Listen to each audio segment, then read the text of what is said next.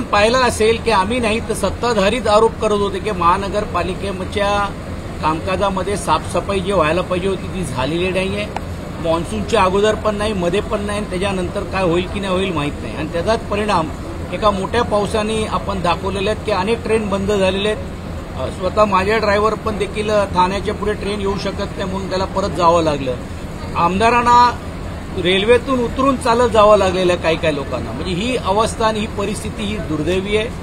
आपण पाहता की हे जर आमच्याकडे नगरपालिका असती, महानगरपालिका असती तर लगेच आरोप केले असते. पण आज त्यांच्याकडे महानगरपालिकेचा ताबा आहे, नगरविकास खातं आहे, मुख्यमंत्री, 2 उपमुख्यमंत्री यांनी पाणी दौरा केल्यानंतर पण अजून प्रशासन त्याच्या जागे होत नाही. आणि त्यातून अशा ज्या घटना घडणं ही दुर्दैवी आहे आणि ह्याचा जाब आम्ही निश्चितपणे सरकारला विचारल्याशिवाय राहणार नाही. मुंबई साठलेल्या पाण्यासाठी जे वॉटर टँक बांधले होते अजिबात दिसत नाही. आणि जो फ्लड रिलेटेड जे सर्व जे वॉटर ज्याचा निचारण व्हायला पाहिजे ते देखील होताना कुठेतरी पाहायला मिळत नाही. आणि जे वॉटर लॉग्स आहेत याला नेहमी आपण अशा पाऊस आले तर सतर्क राहतो. त्यातून आपण सक्शन टँक्स घेऊन तो पाणी काढून टँकरमधून आपण ते वाहण्याचं काम करतो. हे देखील कुठेतरी ऍक्टिव्हली यावेळी दिसलेले नाही. तर वरळीमध्ये खूप मोठी दुर्घटना झाली आहे. भरधाव वेगाने कारने दुचाकीवर, मात्र आरोपी अद्याप फरार आहे. राजेश येत होते हे अद्याप पोलिसांच्या कस्टडीत. गेल्या 2 दिवस झालेली आहे ही घटना होऊन. आज काल परवाच्या दिवशी सकाळी झालं, म्हणजे आज दुसरा दिवस झालेला आहे. असं असताना पण देखील आरोपी न पकडणे किंवा त्याला पकडलं न जाणे ही दुर्दैवी आहे. आणि आमची नाही पण काल प्रदीप नाकवाजी जे बिचारे त्यांच्या घरातले कुटुंबातले प्रमुख होते, त्यांचे मिस्टर होते, त्यांच्या मनामध्ये पण ही भावना झालेली आहे की बाबा आम्हाला न्याय मिळेल की नाही मिळेल. हे अशाच पद्धतीने मोठमोठी लोक येतील, गाडीने उडून तुडून जातील आणि आपण काहीच करणार नाही. शासनाने जरी देखील आदेश दिले असेल, सूचना दिल्या असेल तरी देखील एवढ्या यंत्रणा असताना पण देखील मोबाईल लोकेशन्स ट्रॅक्स करता येतात, क्राईमला पण आपण ऍक्टिव्हेट करून पण देखील अद्याप आरोपी का पकडला गेला नाही. आणि म्हणून हे जाब आम्ही निश्चितपणे हाऊसमध्ये आम्ही विचारू आणि शासनाला ही कारवाई करण्यास भाग पाडू.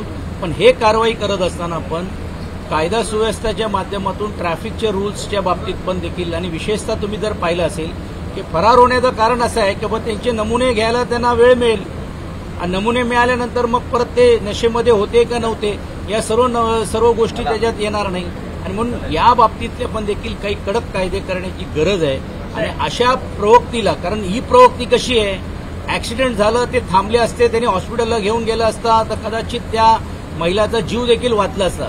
पण ते न घेता गाडी फरफरडत घेऊन जाण्याचं काम करतात. याचा अर्थ असा आहे की हत्याचा कट म्हणजे हे जाणून बुजून केलेलं आहे. आणि म्हणून त्या बाबतीतलं पण कुठचं कलम पोलीस लावतायत याहीकडे आम्ही लक्ष ठेवून आहोत. कालच सन्माननीय आदित्य ठाकरेजी स्वतः पोलीस स्टेशनला जाऊन वरिष्ठ अधिकाऱ्यांशी चर्चा करून कुठच्याही प्रकारे दबावाला बळी न पडता ही कारवाई व्हायला पाहिजे अशी भूमिका त्यांनी घेतलेली आणि त्याच भूमिकेचे बरोबर आम्ही आहोत. मुख्य आरोपींची जर पार्श्वभूमी आपण पाहिला तर त्यांचे वडील हे शिवसेनेचे उपनेते आहेत, पालघरचे.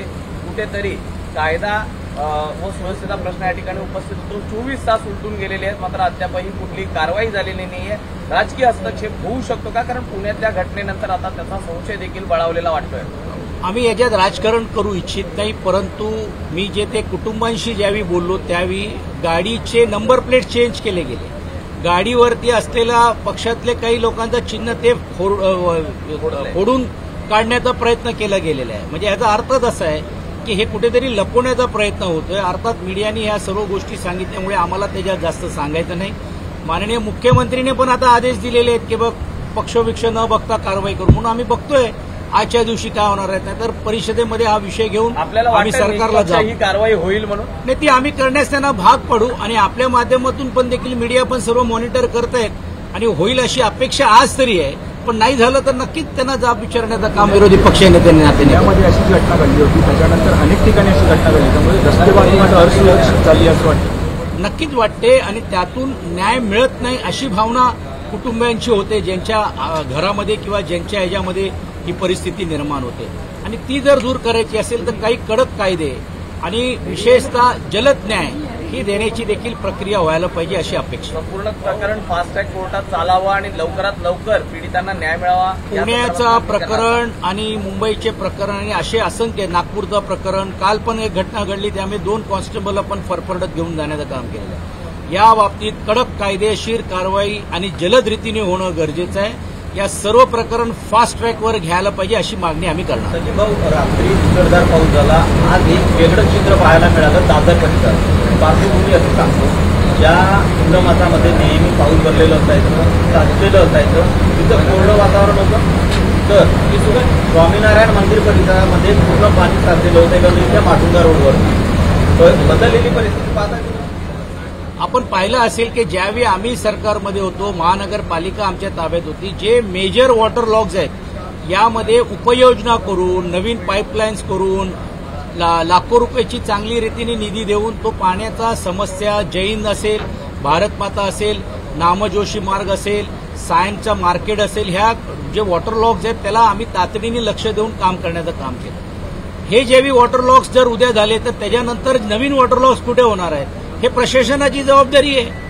प्रशासन फक्त महानगरपालिकेचा कोट्यवधी रुपया आपल्या काही जवळच्या लोकांना, ठेकेदारांना मदत करण्यासाठी उडवण्याचं काम करतायत. मग ही जबाबदारी महानगरपालिका आणि प्रशासनाची शासनाची नाही आहे का?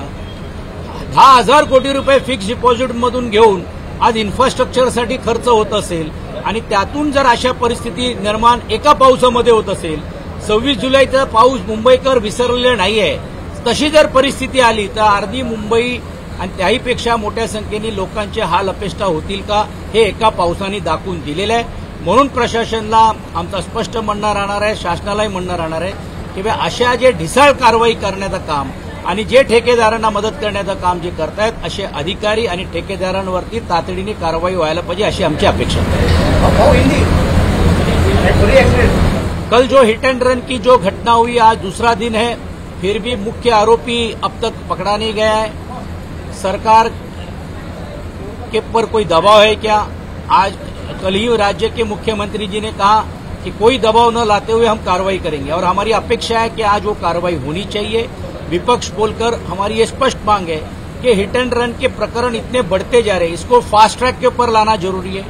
और इस केस में आपने देखा होगा कि अगर गाड़ी को रुकाकर अगर आरोपी ने उनको हॉस्पिटल में लेकर जाया होता तो शायद उनकी जान भी बच सकती थी.